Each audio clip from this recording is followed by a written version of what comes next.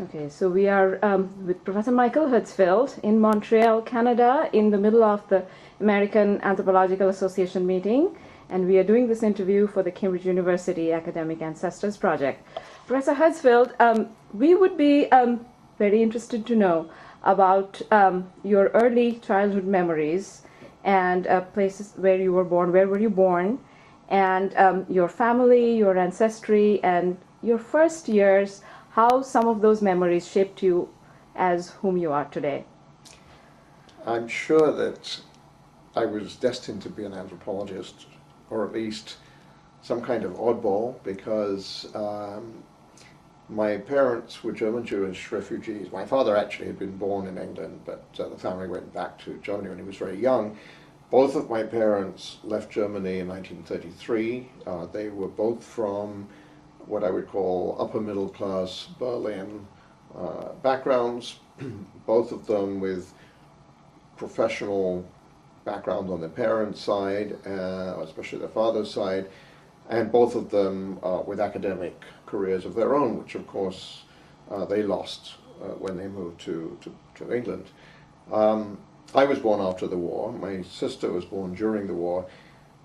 My mother's parents made it at the last minute to Portugal, and apparently the first thing I ever said in my life was to ask for more fish in Portuguese, mais peixe, which probably shows you that I was interested in food and languages from a very early age. My parents were certainly a very strong influence. Anthropology, of course, was not a topic that they particularly were interested in at that time. They traveled a lot. They liked to travel. They were very interested in other countries, and languages were important. My mother always said, doesn't matter what you learn, doesn't have to be German, but you should learn at least one or two other languages and not be totally dependent on English. And that's certainly something I've carried with me all my life. But I think the very early experience of traveling with my parents, having a mother who would say in a very strong German accent that she used to say, we are not English, we are British, and so there was the cultural distinction right there. Having a very good French teacher at my high school who certainly furthered that passion for languages. Going to Italy at the age of 14 with my parents and being totally bowled over by a performance of the opera Nabucco, in which the great baritone sadly died in his 40s of cancer of the throat, Ettore Bastianini, probably the greatest Verdi baritone ever, was singing in the title role in an opera that was about the Jews' redemption from exile in Babylon, at a time when I was beginning to question aspects of religion and not really quite understanding what mortality was, and coming to face to face with that for the first time. I think all of those were formative influences. In fact, I still very strongly recall that at that performance of Nabucco, I was thinking, as I listened to the overture, this music is so extraordinarily beautiful, I don't want it to end. And my goodness, if the overture ends, then the opera will end. And if the opera ends, then life itself must come to an end. And I think it was the first really sharp encounter with the idea of mortality, which certainly has been quite influential in my thinking. But it also was an opera that was bound up with the history of Italian nationalism, which has been, nationalism as a topic has been very central to my interests, and Verdi's own life was a very complex living through of what it meant to be a nationalist in a country that, as one of his contemporaries said, hadn't really been, I mean, once the country was created, it was necessary to create its citizens because they didn't have a feeling of national identity. And so Italy was a wonderful place to encounter all of that. I was also very passionate at that time about, especially Roman archaeology. I thought I wanted to be an archaeologist when I went to college. I took the archaeology and anthropology tripos, as it was called, at Cambridge.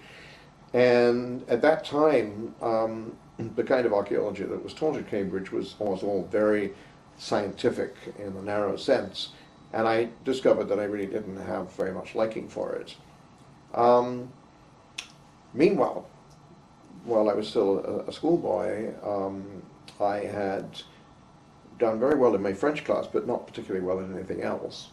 So my French teacher allowed me to sit at the back of the room and teach myself other languages, and as I had classical Greek and Latin, Italian and then modern Greek came relatively easily.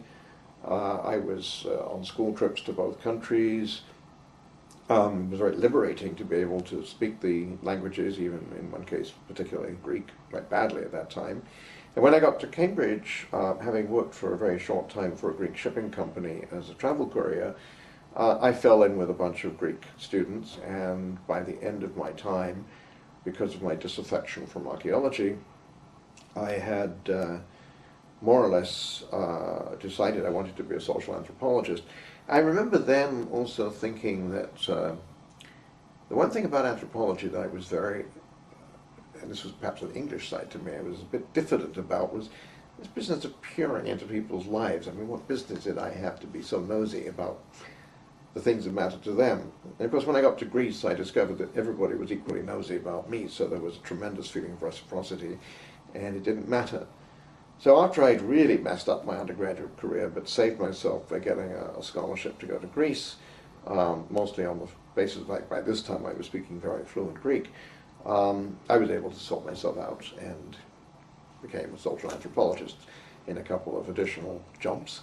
And I must say that now, looking back, I see this as something, well, not inevitable, nothing's inevitable, but let's say as a very probable trajectory for somebody of my background, a kind of salvation, to be sure, and an extraordinarily fulfilling life, which for me is much more than an academic discipline.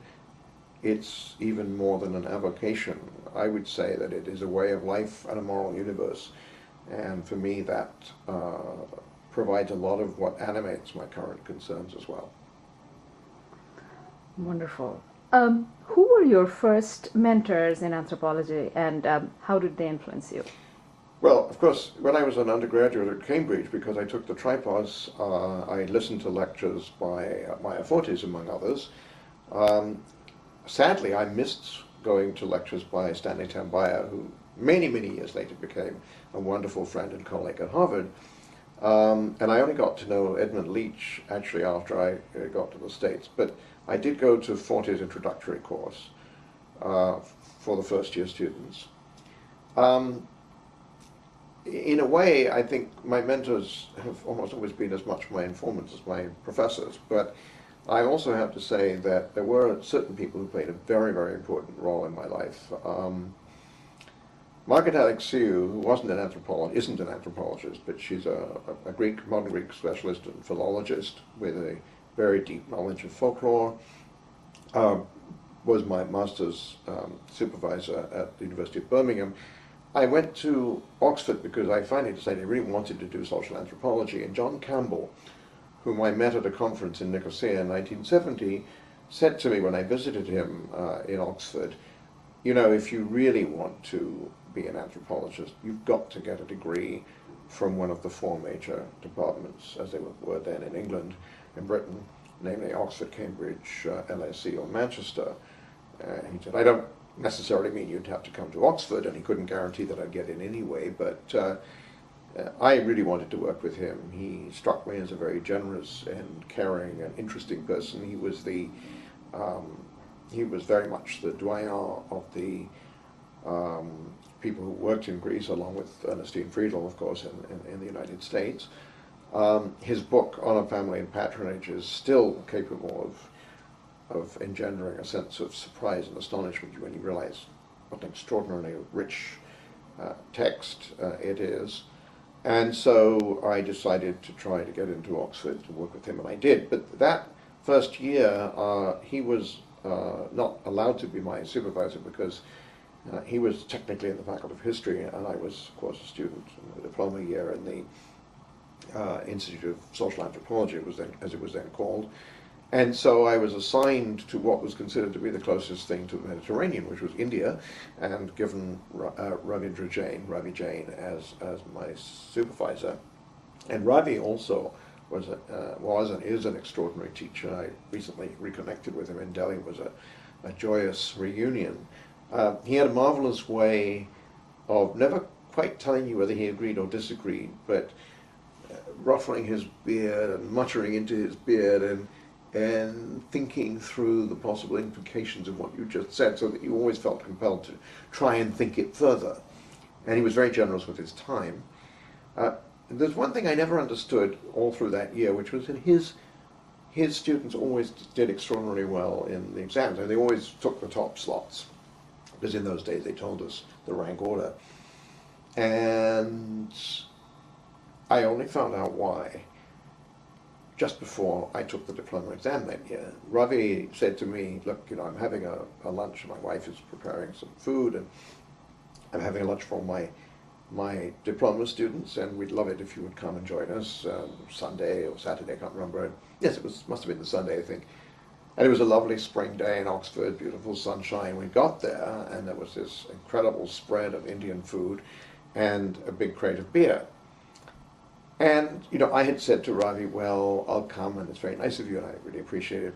Of course, I need to prepare for the exam tomorrow, so I probably won't stay for terribly long, and I hope that's okay. And that's fine. But he had a rather knowing look, which I should have been able to interpret. Needless to say, by 2 or 3 in the afternoon, all of us were lying pleasantly sated and tranquilized, I'm sure, by the beer on the lawn of his house. And by the time we staggered home, there really wasn't much point in swatting anymore. And lo and behold, our group came out collectively at the top of the list again. So I think he really knew what he was doing. He was an amazing teacher, really amazing. But so was John Campbell, who sadly died at the beginning of this year.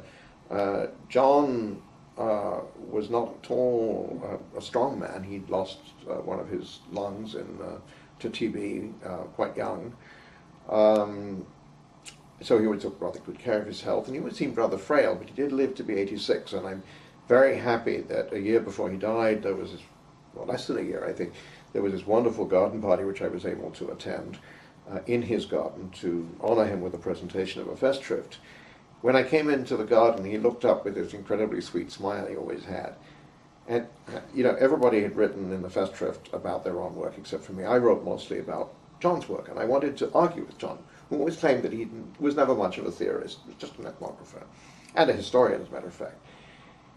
And so I wrote a piece about how John Campbell was really a theorist, perhaps not in a very explicit way, but his work did contribute in interesting ways, certainly to my own theoretical formation. And he looked up with this wonderful smile and said something like, Michael, so good to see you. I haven't quite finished reading your chapter yet, but it seems to me that you've saved me from oblivion. And, I was almost in tears. I said, John, you didn't need me for that. There were other moments like that. Once when my wife and I visited him at his home in Boars Hill, I made some fairly offhand comment about having probably been his most unruly student. And as I recall it, John went very quiet for a moment, and then he said, well, Michael, I've never really thought of you as anything other than a very good friend. And of course, again, I was almost in tears. He suddenly went bright red. I mean, self-respecting English doesn't say things like that. And so I quickly had to find something to change the subject. But I'll never forget that moment. It was a sudden revelation of the depth of the affection that he brought his students, and that's really been a model for me in my own relationship with my graduate students and undergraduates, but especially with the graduate students I've been teaching for now over 3 decades. And I think that it's very difficult to separate the personality of the teacher from the personality of the ethnographer. One always wondered how this incredibly shy and frightfully English person was able to hang out with these rough, noisy, rambunctious, quarrelsome Greek shepherds. In fact, his capacity for real affect could communicate itself extremely well, and he spoke Greek well. So I think, in retrospect, perhaps.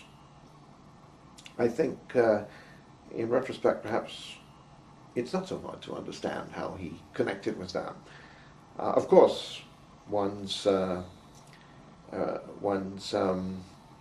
relations in the field depend also on the other side, on the people there. He did say to me once, and I ignored his advice, it was a bad mistake. He said, if you're not happy in the place where you do your field work, you'd better move on, because you're going to be there for a long time. And I went to this village in Rhodes that I had looked at also for my master's thesis, because I was interested at that point in how the church was coping and how people were coping with the fact that there was a lot left over from the pre-Christian religion in the everyday practices of the people living there. And I pretty much discovered right away that I had collected most of the available relevant information on that when I was doing my master's research. But I became very interested in the way, this was an endogamous village, I became very interested in questions of exclusion. And I wrote my thesis eventually on categories of inclusion and exclusion. Now you could say that what I did was genuine anthropological ethnographic fieldwork, because I got excluded, I got kicked out of the country. I think possibly because a rather anti-Semitic member of the community discovered, well, I didn't hide the fact, even though John warned me about it, that that I was of Jewish origin.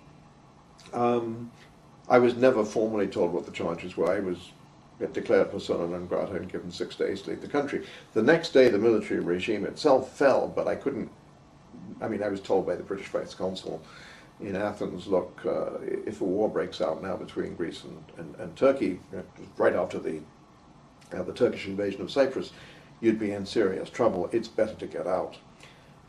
So I was newly married. My wife and I went and had our, as we sometimes call it, enforced honeymoon in Rome, where, you know, I had first really discovered the glories of this wonderful ancient capital, and where exactly 25 years later I was going to go back and do field work. So I never really did understand quite the dynamics of that, but John had said you really shouldn't stay if you don't like the place. And as I say, I ignored his advice, and because I did feel a bit uncomfortable, and that was the result. He also told me once, I was very annoyed with him about something, I don't remember offhand what it was, but years later he said, I realized you were very cross with me at the time. It was because instead of writing Dear John, I wrote Dear Dr. Campbell. Now, even then, I think, and even in England, graduate students did tend to address their supervisors by their first name, but there was a certain formality. And John was never one to stand on ceremony. So I felt very comfortable calling him by his first name. I forget exactly what it was. I was annoyed, probably quite unjustifiably. He had been very, very caring, and he was there really for me when things got rough during that period. I then went back to Greece and eventually started doing fieldwork in Crete, and the idea was that I would get some comparative data, because he thought that 6 months was really not enough. But in fact, the Cretan village turned out to be much more interesting, so then I went back again and again and again, and that was what became the Poetics of Manhood project, which, by the way, the book is supposed to come out this year, or this coming year, in Greek, and I suppose we'll now find out what the people in the village really think of it. Of course, it's a long time later. The village has become quite famous in Greece because there have been a number of rather notorious incidents, including one where they shot down a police helicopter. And so it's very hard to disguise the identity of the village, but I believe that it's time that book became available in Greek so that people in Greece could have a better understanding of the social nature of what sensationalist journalists would simply regard as criminal activity. And that one thing that I've never really understood, that John never wanted his book to be translated into Greek. I suspect that by now he wouldn't have minded, and maybe one day it will come out in Greek. I hope so.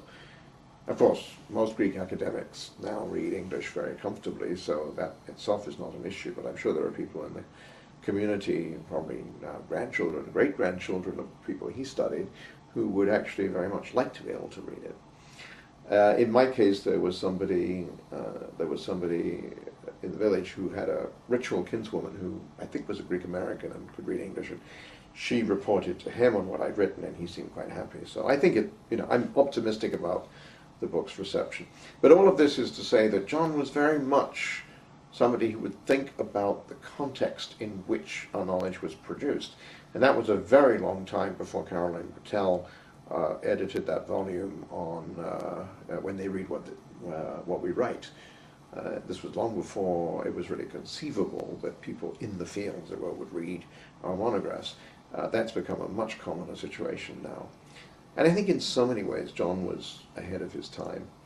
Another person who was very important to me, and sadly I didn't know very long, was Maurice Friedman, who moved to Oxford after I became a student there and volunteered for the first year after the diploma, or the first term after the diploma, to be my supervisor, which was very kind of him. I sort of wanted to carry on with Ravi, and so in the end I had both of them for one term, and then John came back from a leave and John took over. So all of these people played a pretty important part. But as I say, I think an important part of my theoretical framework actually comes from my own informants.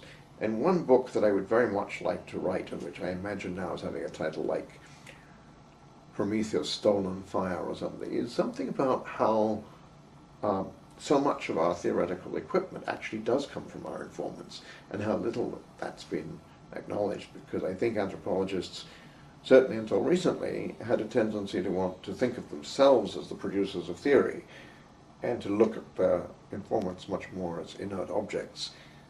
Of course, deny that, and some people I think probably would be very annoyed to hear me say that, but the fact of the matter is that I don't think our professional significance needs to rest on some premise of pure originality. I think it rests on our ability to recognize the conceptual jewels that our informants give us.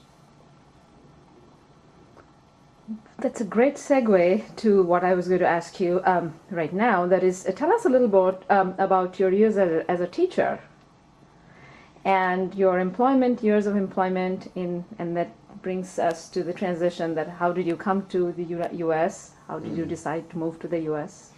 Well, certainly Ravi and John were both very strong influences on the way I think about, especially about supervising advanced students.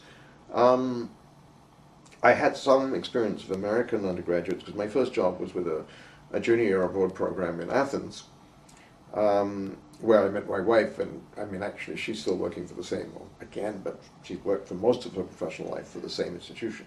That time she was teaching a course in ancient Greek and working for the administration. And I was quite shocked, actually, by what I first encountered, because American undergraduates seemed to me to be much less well prepared. And of course, the whole idea of the major means that in relation to their European counterparts, they were playing a catch-up game. Unfortunately, the downgrading of European and, in fact, many other educational systems in recent years, I think, has leveled that particular playing field. But I've always thought that the Europeans had a much better undergraduate system, partly because people were better prepared at high school, whereas one was much better off as a graduate student in the States. Anyway, so I got a bit of experience of working with undergraduates. And then I taught an all-undergraduate college when I first came to the States, Vassar College, in New York State. And it was a somewhat trying experience because, first of all, I was exposed to the idea that students would evaluate your work. Now that's done in Europe as well. But it was rather a shock to me that we were basically being treated as suppliers to a consumer public. And I didn't like the fact, and I still don't like the fact, that it's done anonymously. I think it teaches the students a very bad idea about personal responsibility. But I also recognize that there are faculty members who would take advantage of knowing why their students didn't like what they were doing, and in some way punish them in ways that couldn't be explicitly traced. So I understand the reasons why this has come about, but again, I think it's unfortunate. And I do encourage my students to tell me if they're unhappy about aspects of my teaching. Over the years, I've stuck to some things and I've experimented with others. I, last year, was asked to teach the sophomore tutorial, which is basically the introductory anthropology class for our anthropology majors, or concentrators as they're called at Harvard. And I enjoyed it so much that I volunteered to do it again this year. Of course, they were talking about students who've already declared an interest in anthropology, and I suspect that they are, to me, among the most interesting students because they're not following the expected paths of a major that will take them immediately into some kind of very practical career. But there have been ups and downs in the teaching. On the whole, I have to say that I've enjoyed both levels. I suspect I'm better at teaching graduate students.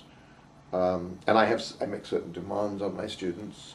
For example, my PhD students have to give a lecture in the academic language of the country where they do their research. That's political. I feel very strongly that if we really want to get rid of the old colonial relationship between anthropologists and the people they study, the place to begin is actually with our colleagues.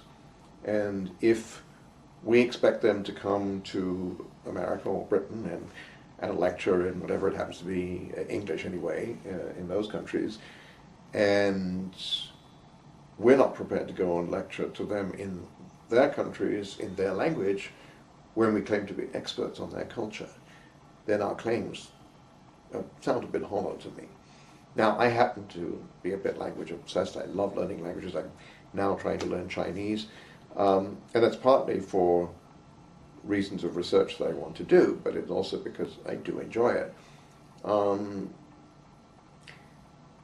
Anyway, so that's one, and I practice what I preach. So when I started to work in Thailand, yes, I've given actually quite a few lectures in Thai now, and I'm sure that, especially at the beginning, my audiences suffered quite a bit, but anyway, there it is. They were very polite about it. That's one principle that I really do stick to. I try to teach my students not just about anthropology, but also about certain kinds of professional standards, how to speak in public, for example. I find most students in the US are very poorly trained in that, and they tend to read in a monotonous voice rather than trying to speak to their audiences. And I think it's important that they learn to think of giving a lecture, which after all is also part of their teaching, and that's what they'll eventually mostly be doing, as a form of communication and not simply as a display. Let's see, what else? I always find the question, what's your philosophy of teaching, a bit vague. I think that certainly we all develop ideas about what it's important to teach. I want to teach anthropology as a humane commitment. Over the years, I have moved from a position of extreme purism to a position of being much more interested in and tolerant of political and other kinds of activism. I think that transition came about because I was working on the impact of historic conservation on local consciousness about the past. And of course, when you're dealing with people in an area that's being gentrified, you're dealing with evictions. And when you're dealing with evictions, you're dealing with suffering. And if you're a person of conscience and you're dealing with suffering, there's no way that you can just refuse to see it or deal with it. So I came to the conclusion that an appropriate modality for me, and I would certainly not insist that everyone has to do this, is something I call engaged anthropology rather than applied anthropology. I think of applied anthropology as working for a bank or working for a government. Some of it is obviously quite beneficial to people, but there's always that question of whose interests are really being served. I think engaged anthropology is engaged because it comes out of one's academic interest, it comes out of one's field work, It comes out of a real understanding based on personal experience and affect of what the people one has studied really want and need, or think they need. And one can also argue with them and say that one thinks they're wrong. But the point is that whatever one ultimately decides to do, it's animated by an insider view to some extent. It's animated by at least a negotiated exchange of ideas and relationships with people there. And that's very different, I think, from the orchestrated do-goodery that you find in the world of applied anthropology. And as I say, much of that work is clearly of great benefit, but there have been some pretty egregious cases where it was the opposite. Now, it's possible that my interventions, for example, with the community I work with in Bangkok, might strike some social actors, some local social actors, as harmful. And I have to take the responsibility for deciding which way I go and how I think I should evaluate questions of benefit and harm. On the whole, the community that I work with is delighted. I mean, in fact, for example, they're very pleased that I've been videotaping a lot of our encounters because they've been able to use those videotapes partly as evidence that they are, in fact, a community able to discuss their own problems rationally and take care of them, that they have democratic processes for decision making, and so on. All of this is taking us a rather long way away from the question of teaching, but I think that there's actually such a close relationship between teaching and fieldwork that sometimes when I'm in the classroom, I feel that I'm doing an ethnographic study of the students. And I suspect that they realize that, and I will tell them that quite freely as well. Partly because one of the things I do like to do when I'm teaching is to explain my teaching methods to them as I use them. That is, I say, this is what I'm doing, this is why I'm doing it, look at what I'm doing, and understand what I'm doing so that you can, if you don't like it, you can articulate your own reasons for not liking it. But if you do like it, you will understand what it is that we could agree on as being good for you. So. My next question is, that's more about your research career, and this is something I've been very curious about, that you made the transition, or you chose to work in Asia after becoming the master of Greek anthropology later in your life. How did that come about?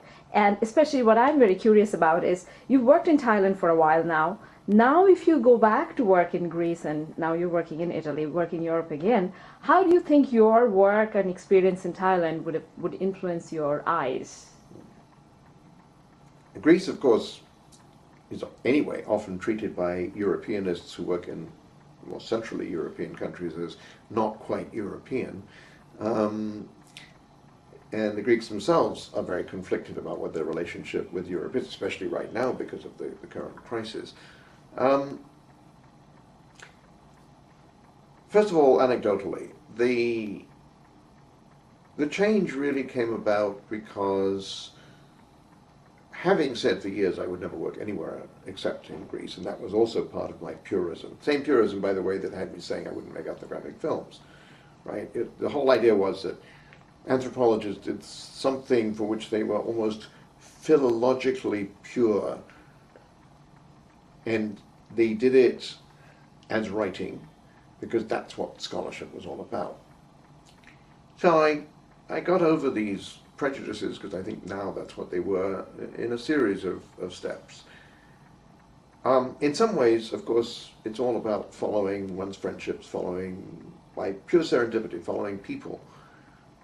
Italy was in many ways my first love in terms of culture and ambiance.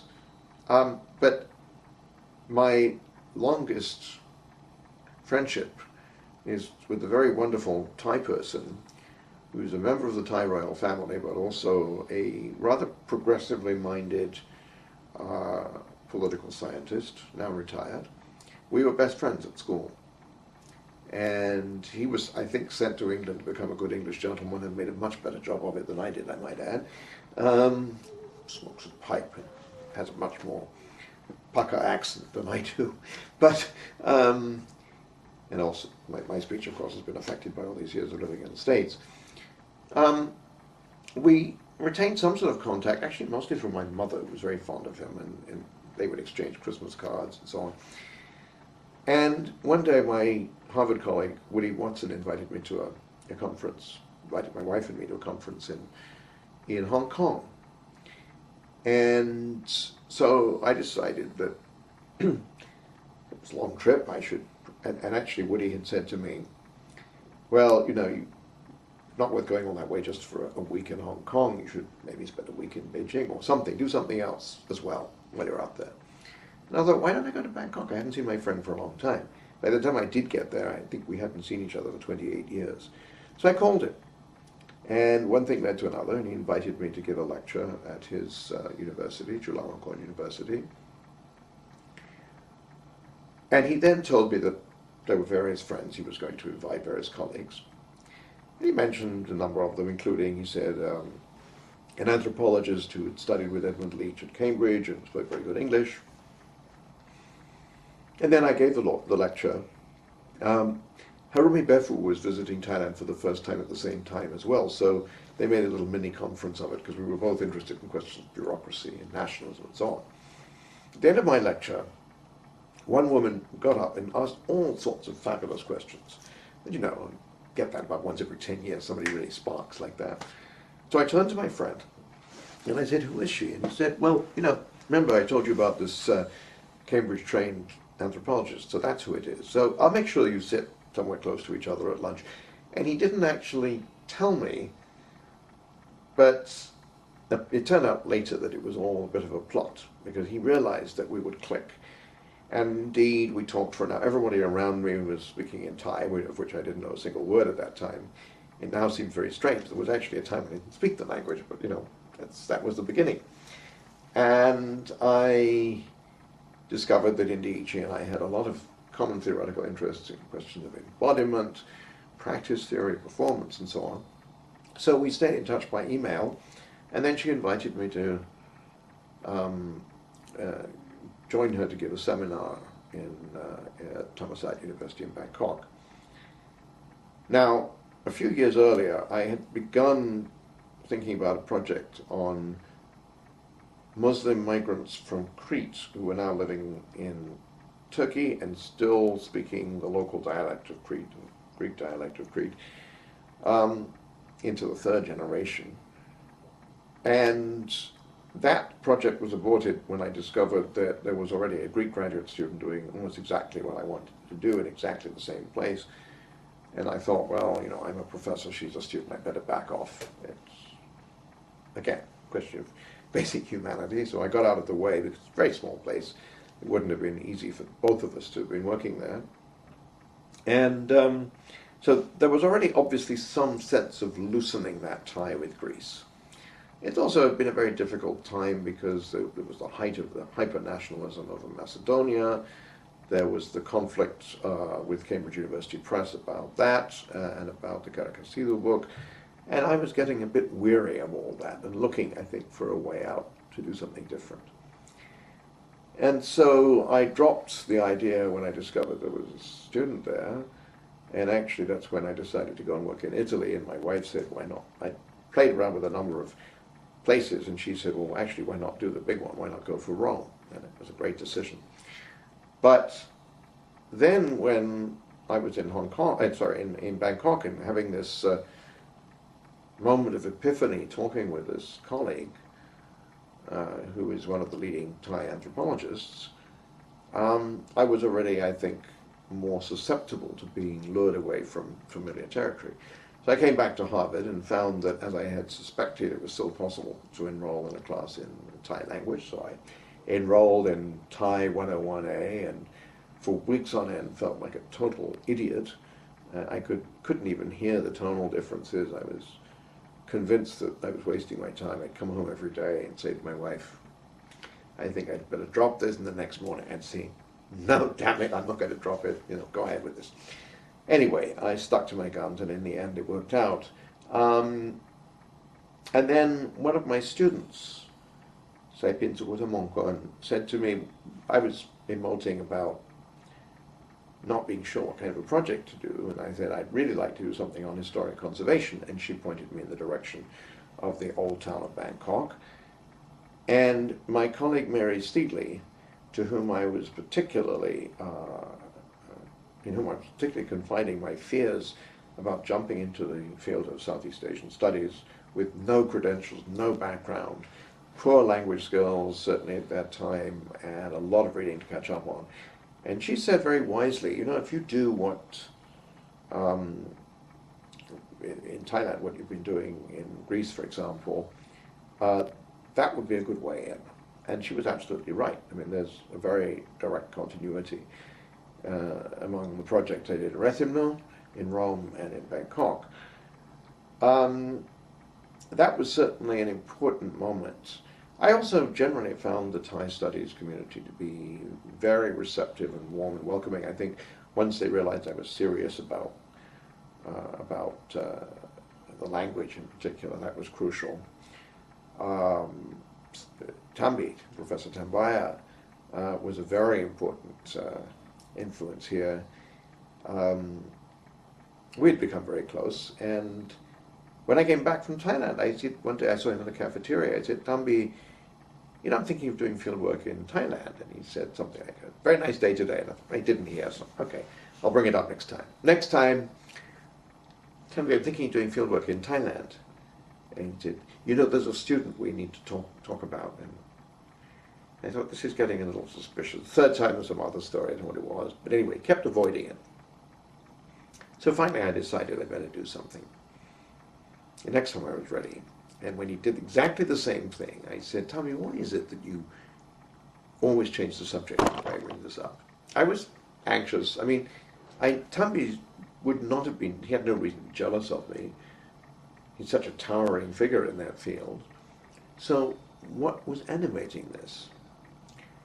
Well, he said, you know, I'm very concerned, he said, because you were doing this really interesting long-term project comparing nationalism in Greece and Italy, and I don't want you to drop that. I said, Tambi, maybe you don't know me as well as I thought you did. First of all, I wouldn't dream of starting fieldwork in Thailand until I could speak Thai, at least with some level of competence. And the second thing is that I was about to ask you for a letter of recommendation for Guggenheim to get me to Rome to do my fieldwork there. And he just relaxed. He looked a bit bemused for a minute, and he said, well, you're probably the only person I know who would do both. And then, you know, for weeks after that, he would make jokes about how I was his successor in Thai studies in the department.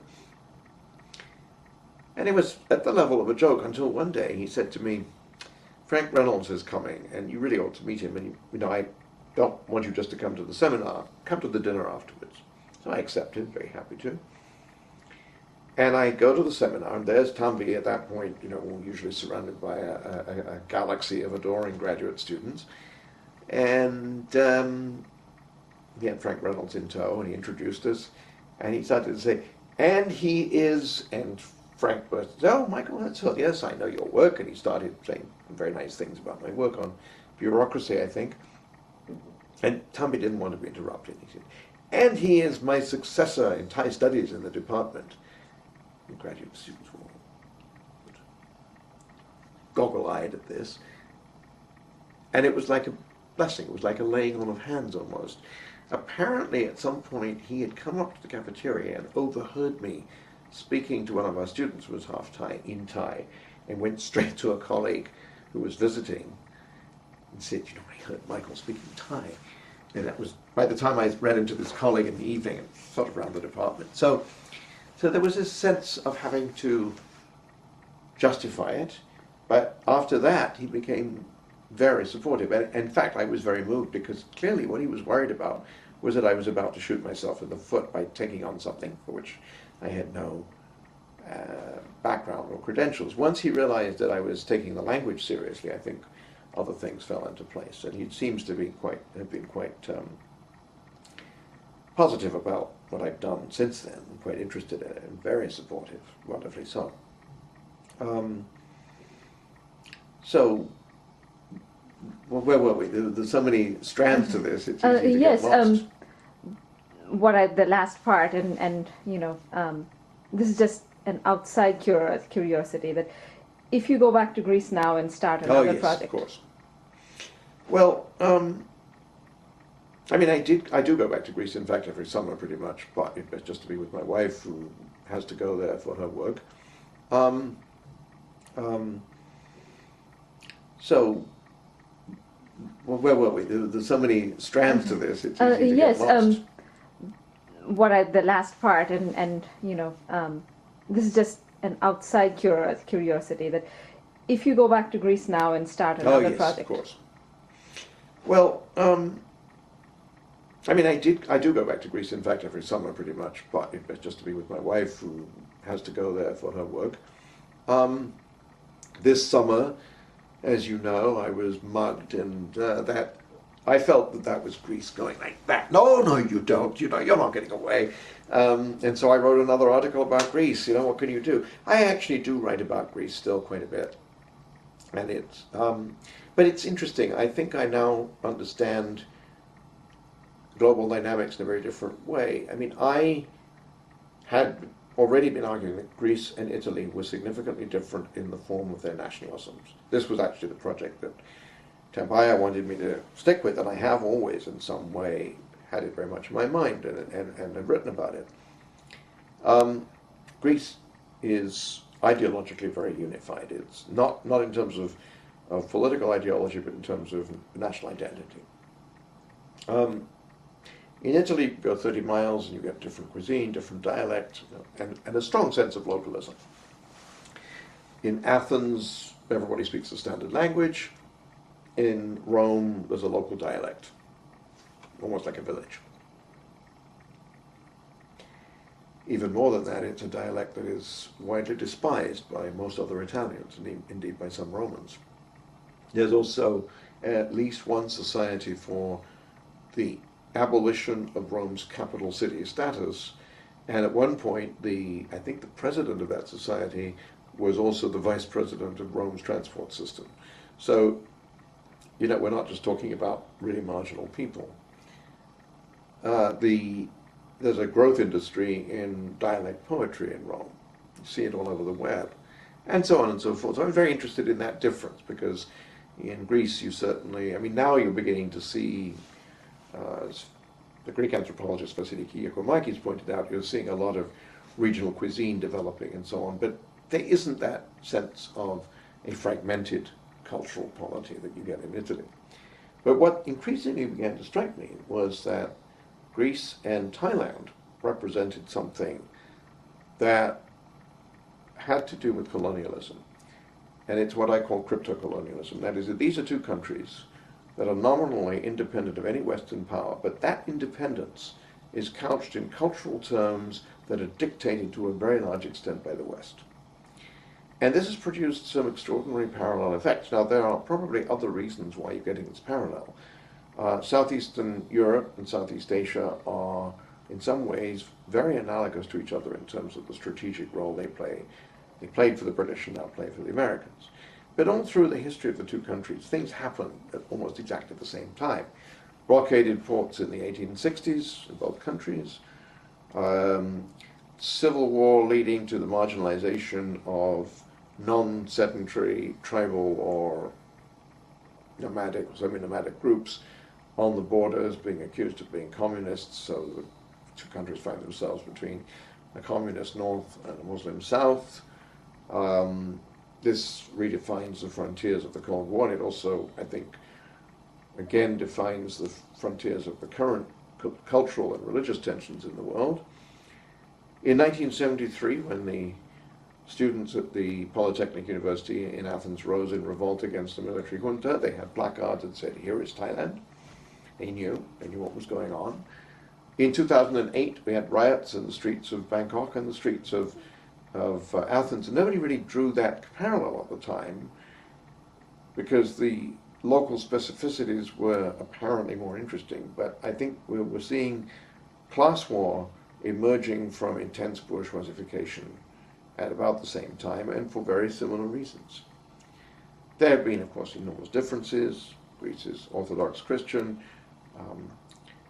Thailand is predominantly Buddhist, but even there, the relationship between religion and the monarchy has been very similar, and especially the role of monasticism in both countries. So there's an amazing array of, I would say, far from coincidental parallelisms between the two countries. And that certainly influences the way that I do fieldwork, to the point where I find myself talking to my informants about the possible significance of crypto-colonialism. The term went very easily into Greek and into Thai. It would have gone easily into Greek because crypto, of course, is a Greek word, but the Thais picked up on it very quickly, largely, I think, thanks to the efforts of the historian Thongchai Winichakun, who translated the term into Thai and talked about it quite a lot. And I've had quite a good collaboration with him in talking about some of these issues.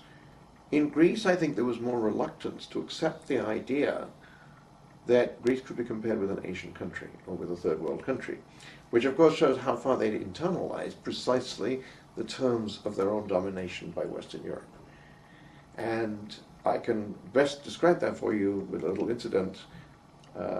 Right after the Olympic Games, I stayed away from Athens during the Games. I wasn't interested in being around for that. But right after I came to Athens, this beautiful spanking new airport, which I think is actually one of the nicest airports in Europe, and it's certainly a far cry from the horrible mess they had before.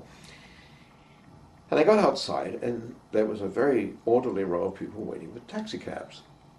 And I said out loud, and I suppose they took me for a Greek, speaking Greek, how is this possible? Where's the scrimmage?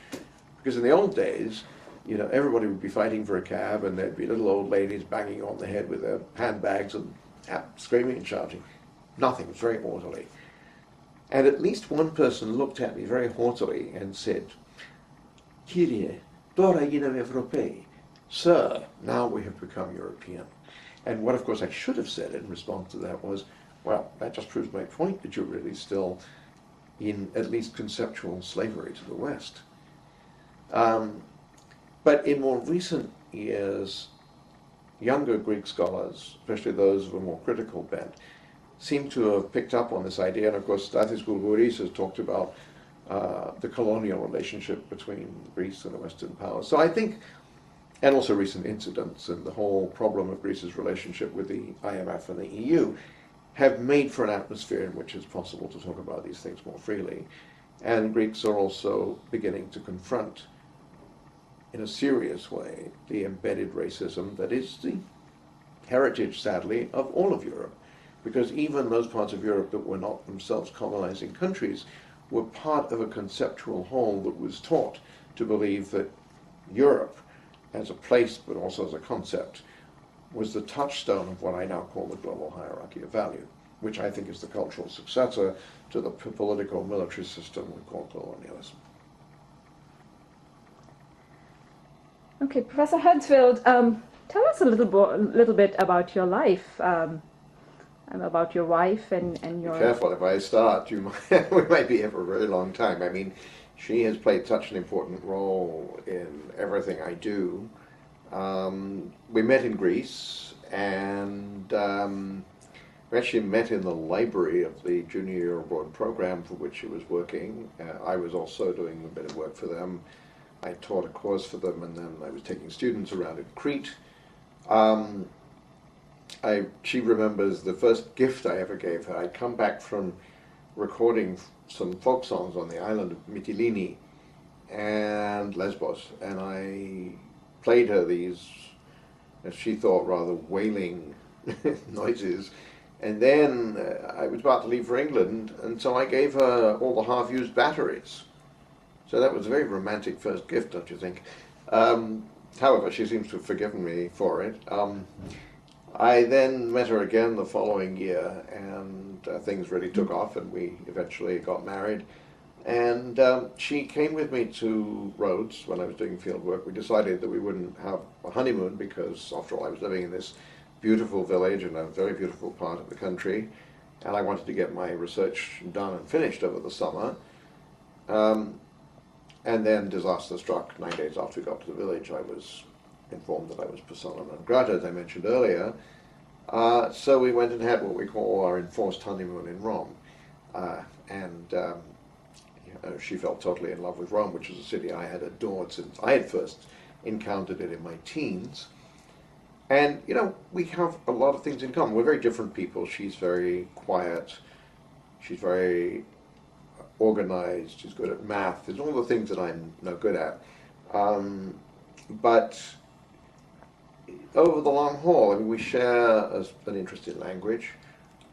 She speaks Greek, and she learned Italian at about the same time as I learned Thai. Both of us, in other words, learning these languages in our middle age.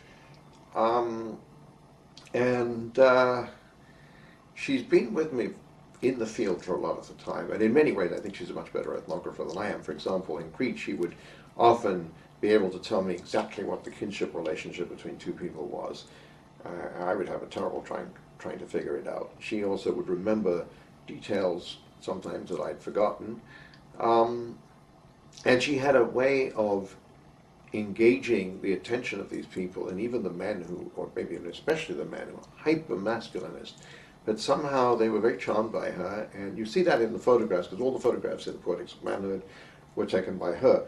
She's also a musician. At the time she was a semi-professional flautist, and over the years she's given some of that up because she's had other work to do.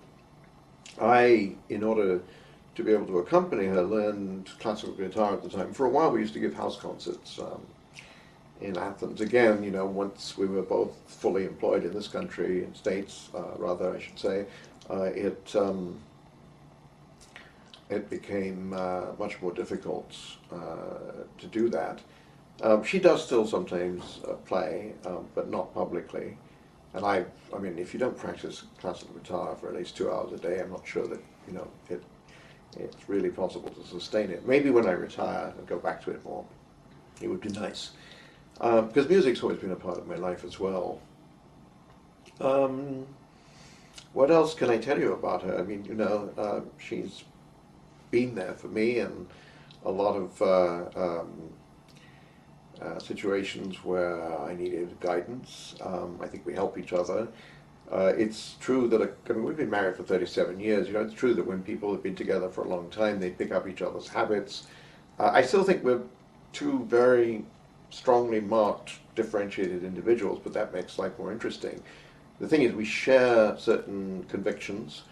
I'd say certain political convictions. We share a lot of attitudes. We both think that languages are important. We think that it's important to listen and understand, and for that it's also important to have a good control of language. And I think most important of all, I think we both have a good sense of humor. She certainly needs a good sense of humor. She doesn't live with me, she needs a sense of humor, and she knows how to laugh. And, as she gets older, the only lines you really see are the laugh lines. So we laugh a lot.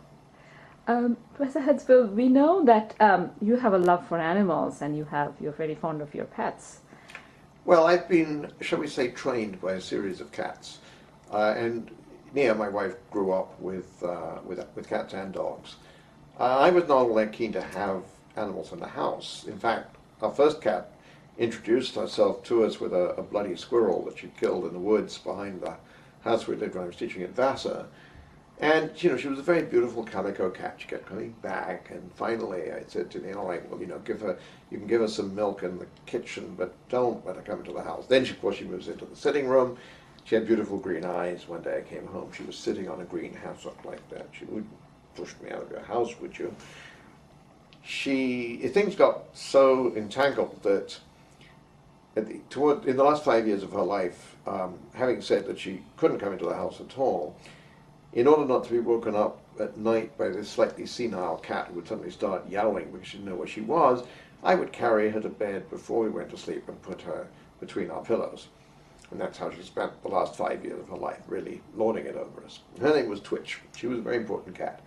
And we've had a series of wonderful cats since then. There was, sadly, just died a while ago, but Claudius, who was a red and white cat male who lived to be 18. About a year before he died, he was failing, and my stepmother-in-law had suddenly found this tiny kitten who marched into her house and basically demanded a home. And we just lost another cat, and I said, you know, I would love to have a gray tiger, and this cat was actually a sort of gray tiger. And my stepmother-in-law didn't want another cat. The kitten was part of a litter that had obviously just been chucked into the woods. I mean, some people are quite heartless. Anyway, she was a survivor. She and at least one other, we know of one other, survived. And so Nia drove to some midway point, and it's almost like something out of a Le Carré novel, you know, they hand over the cat instead of the spy. And so the cat came to live with us. Her name is Circe. She's still there. Into her house and basically demanded a home. And we just lost another cat, and I said, you know, I would love to have a gray tiger, and this cat was actually a sort of gray tiger. And my stepmother-in-law didn't want another cat. The kitten was part of a litter that had obviously just been chucked into the woods. I mean, some people are quite heartless. Anyway, she was a survivor. She and at least one other, we know of one other, survived. And so Nia drove to some midway point, and it's almost like something out of a Le Carré novel, you know, they hand over the cat instead of the spy. And so the cat came to live with us. Her name is Circe. She's still there. And anyway, Claudius adopted her. This was really interesting. This 14-pound, huge cat. I mean, he was very slim, but he was big and muscular, very male, very sociable. Adopted this 1-pound cat and played with her, and I'm sure that it extended his life. It was wonderful to watch. They would spend hours grooming each other, you know? So I think perhaps for me as an anthropologist, what surprised me first of all was my own capacity for enjoying having a cat sitting on my lap and purring and so on, and watching also the kindness of which animals are sometimes capable, because we tend to think of animals as bloodthirsty, but there's this other side to them, and it gives you a wider context for thinking also about what human beings are like. Now, of course, as humans, we project a lot of our own ideas and feelings on animals, but there are some things that they can teach us about just being, and it's, you know, I actually now really enjoy having a cat in the house. Wonderful.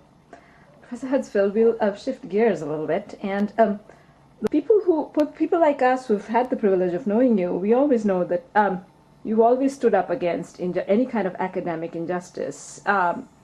Like there was very high-profile tenure case once that we all had heard about, or a book about Greece that received quite a bit of attention.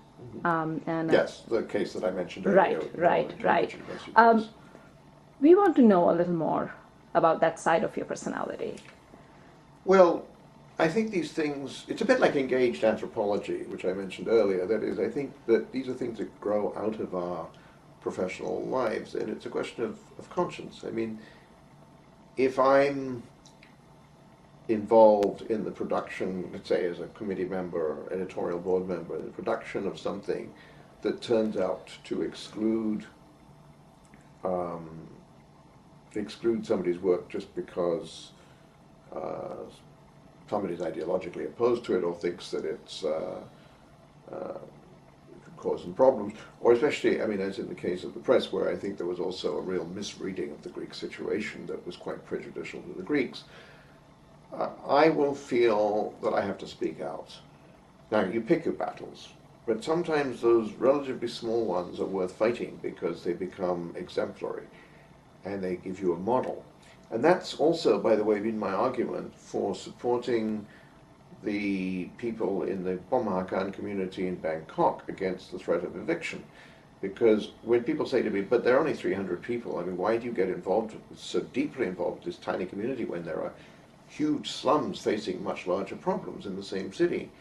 My response is, let's work with a small and manageable problem. If we could persuade the Thai authorities that helping these people to live in situ will not just preserve the amenities of the area, but actually help the community to gentrify itself rather than wipe itself out essentially by making way for wealthier people, this could become a model for town planners around the world. I'm a member of the executive board, international, I think it's called the International Advisory Board, of something called the Center for Architecture and Human Rights, which was founded by and is directed by Graham Bristol, a Canadian architect, whom I met in Thailand because he was actually also working in Bon Mahakan. And we share this conviction that there are planning decisions that could be made that would actually provide wonderful models that would make Thailand, in this particular case, famous around the world, because it's actually a project that the local people have developed with some help from NGOs and academics, but basically it's their game.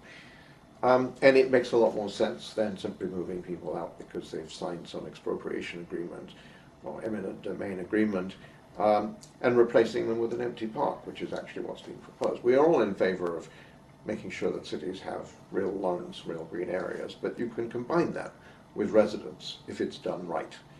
And the idea that these are incompatible is a legalism that needs to be fought. So I see a real connection between that and standing up for a colleague who's being persecuted because her book happens to raise the possibility of some inconvenience for the publisher, or for a colleague whose tenure has been denied because of some nasty infighting, or a case that I'm looking at right now in my own university where a colleague has been told that a course can't be included in a certain program because it's too ideological, to which my response was, I think they're being ideological and I think we need to speak out about it.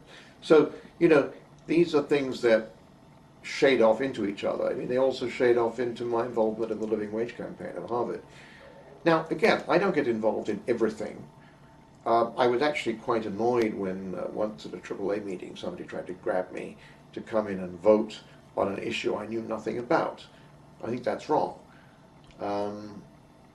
But if I can be persuaded that in a situation with which I'm already familiar, I can have a voice that will support what I think is right, then I think I should let that voice be heard and let the chips fall where they may. It's as simple as that. It's simply a matter of being honest to oneself and being able, at the end of the day, to live with oneself. I mean, goodness knows we all make enough mistakes, most of them, I would hope, inadvertent, you know, and offending people in one way or another. But when we have a chance consciously to do something that might actually make people's lives a bit better, or make our profession a bit more honest, and especially if we can learn both from others' mistakes and our own, which I think is, by the way, a very good definition of fieldwork, right, or learning a language, all the same. So these processes really allow us to grow. Human beings are not perfect. What makes them, in my view, worthy or unworthy, I don't want to say good or bad, but you know, worthy of respect or not so, it's whether they're able to learn from experience and whether they're willing to realize perhaps that in the past they might have been pusillanimous or wrong-headed about something and act differently next time. So, for instance, when I was an undergraduate, many of my fellow undergraduates were very active in opposing the Greek junta.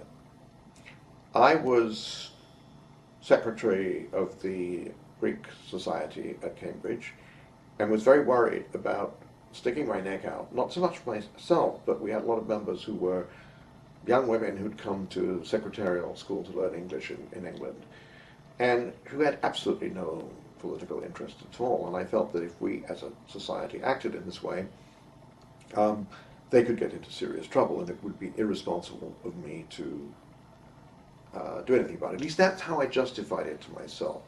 I could, of course, as an individual, have spoken out much more than I did. I did join one or two demonstrations, but that was about it. I could have done more, and I regretted that I didn't do more. So when, for example, Tongchai Winichakun asked me if I would be willing to chair a panel on a very controversial book in Greece. I hesitated, then I said, no, wait a minute, don't do this again, say yes. So I said to him, I will do it, but I want to make one condition, because I want to be able to say that although my feelings on the matter may be very clear, we listen to all points of view. Make sure that there is a strong royalist who might disapprove of the book on the panel, because the book was thought to be critical of the monarchy, and as you know, in Thailand that's at least problematical. And Tongchai agreed and found this wonderful speaker, a Thai academic who teaches in Malaysia. And in fact, she was one of the people who gave one of the most interesting and critical talks. And it worked very well.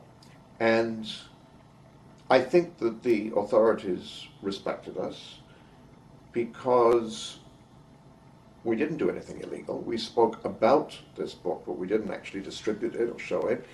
And we talked about whose interests would be served by, well, actually we didn't talk about that so much. We talked about what the book represented and why perhaps it was important to know more about it.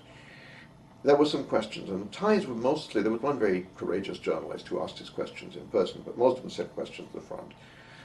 I was chairing, as I'd been asked to do. I wasn't giving a paper or anything, but one person sent me a question saying, are you aware that there are three people from the, three agents from the Secret Service here, and have you thanked them for coming? And so I said, well, I do thank them for coming, and I hope they will take a very detailed account of these events back to their headquarters. Now, there were rumblings. There was a suggestion in one of the newspapers that was quite hostile to me, but I have to say that